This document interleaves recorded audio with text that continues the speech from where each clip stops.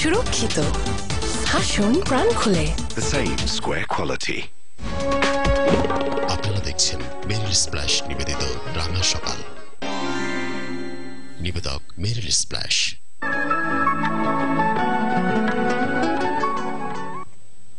ফিরে এলাম মেরিল স্প্ল্যাশ রাঙা সকালে। আমাদের সাথে রয়েছেন গাজী মোহাম্মদ শফিকুল হক, একজন সংগঠক ও সমাজকর্মী।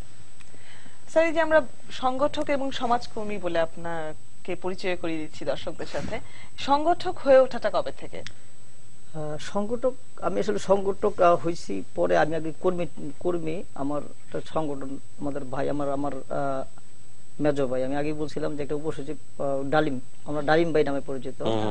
তো ওনার একটা সংগঠন ছিল সবুজ পাতা ক্লাবটা। পরবর্তীতে আমরা ওইখান থেকে এবার নাটক করতাম।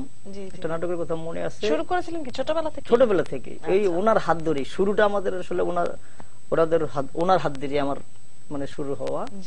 আমরা 5 ভাই খেলাধুলা করতাম, কিন্তু আমরা 3 জন একসাথে খেলতে পারছি। উপরের বড় যে 2 জন, আমরা কখনো বড় 2 ভাইয়ের সাথে কখনো খেলি, কিন্তু নিচের সব আমরা 3 ভাই ছিলাম খুব ইয়ের মধ্যে।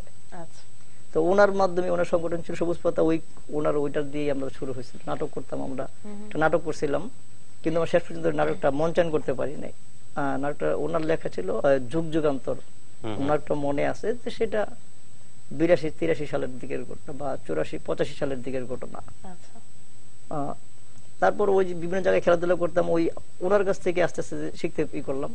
আর সংগঠক পুরোপুরি আস্তে ধীরে ধীরে চলে আসাটা 92-93 পর থেকে। তখন আমার আরেকটা ভাই, ওনার বড়, উনি হলো AIG গাজী মোজাম্মেল হক। তো উনি একটা সংগঠন করছিল ওনার স্টুডেন্টদের দিয়ে, গ্রিন ফর পিস সংগঠনটা এখনো আছে। তো ওই সংগঠনের সাথে আমি মেম্বার ছিলাম না, মানে অলিখিত মেম্বার, সব কার্যক্রম অ্যাটেন্ড করতাম। আস্তে ধীরে ধীরে দেখতে আমাদের ওই সংগঠনের কাজ ছিল বৃক্ষরোপণ, আমরা গাছটা নিয়ে বেশি কাজ করতো। তো ওইগুলি নিয়ে আমরা কাজ করতে করতে করতে করতে শুরু হয়ে গেল। আর তারপর 93 সাল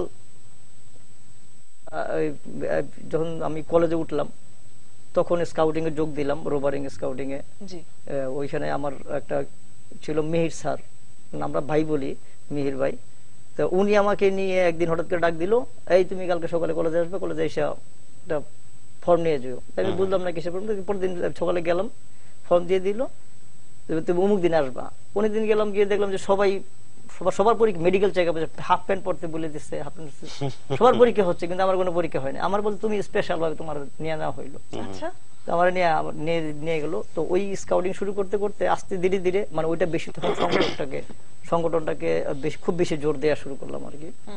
মানে বলা যেতে পারে যে স্কাউটিং ই হচ্ছে হলো আপনার অনুপ্রেরণা। আমি আমার চেঞ্জটা চলে আসছে স্কাউটিং দিয়ে। মানে আমি আগের ওই স্কাউটিং এর যোগ দেওয়ার আগে যেরকম ছিলাম, এই টোটাল একেবারে পুরোপুরি উল্টাটা হয়ে গেছি আর কি। আমি ওই তখন স্কাউটিং করতে করতে আমাদের ধ্যান ধারণা দিয়ে দেওয়া হয়েছে স্কাউটিং ভালো জিনিস, গুড টার্ন দিকে নিয়ে যায়, ভালো কাজ করবে, প্রতিদিন একটা করে ভালো কাজ। আমরা আমাদের অন্যের জন্য কিছু করে বলে দিচ্ছি, প্রতিদিন তুমি যদি একটা কাজ করো, মাসে তোমার 30টা ভালো কাজ হবে। তো এইভাবে আস্তে আস্তে তখন মাথায় চেঞ্জ হয়ে গেল। তখন বাচ্চাদের নিয়ে নিয়ে করতাম। 97 সালের দিকে উনি আমাকে ট্রেনিং এ পাঠাইলো, কাব স্কাউট ট্রেনিং এ, সাভার গাজী রাজাসন প্রাইমারি স্কুলে। ওইখানে গিয়ে দেখলাম যে হাই স্কুলের, প্রাইমারি স্কুলের টিচারদের জন্য।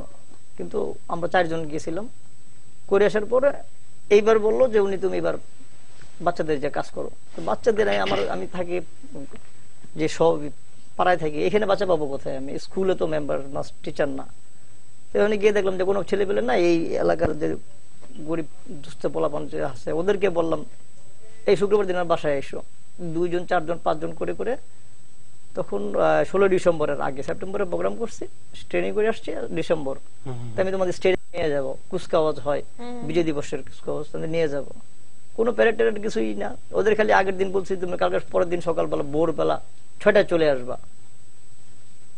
6টায় চলে আসবে, ওরা আইসা করছে, আমরা স্টেডিয়ামে নিয়ে গেলাম। ওরা খুব এনজয় করছে। এই যে আস্তে আমার সাথে সম্পৃক্ত হয়ে গেল।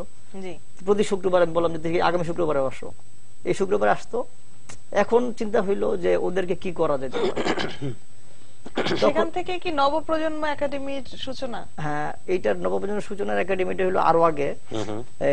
আমি যখন কলেজে পড়ি, তো আমরা কলেজে পড়ে আমরা সব বন্ধু বান্ধব, এলাকার বন্ধু বান্ধব, আমরা সংগঠন তৈরি করছিলাম প্রতিশ্রুতি নাম দিয়ে।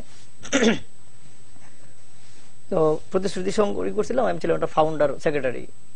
একটা সময় আমরা ই করতে করতে আমাদের হলে করি, তখন ইয়ের মধ্যে সমিতির মধ্যে করব,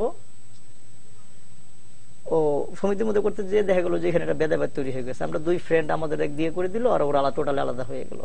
তা আমাদেরই হইলো যে আমাদের সমিতির ফান্ডটা একটু মোটামুটি বড় টাকা আছে, আমাদের তখন প্রতি সপ্তাহে ভালো একটি কাজে লাগানোর যে চেষ্টা থেকে শুরু হলো সেটা আমরা জানবো মাছরাঙা সংবাদ জেনে আসার পর। সংবাদের সময় হয়ে গেছে, আমরা চলে যাচ্ছি নিউজ স্টুডিওতে, সেখানে আমাদের জন্য অপেক্ষা করছেন রাশেদ। মাছরাঙা সংবাদের পর আমরা আবারও ফিরে আসছি।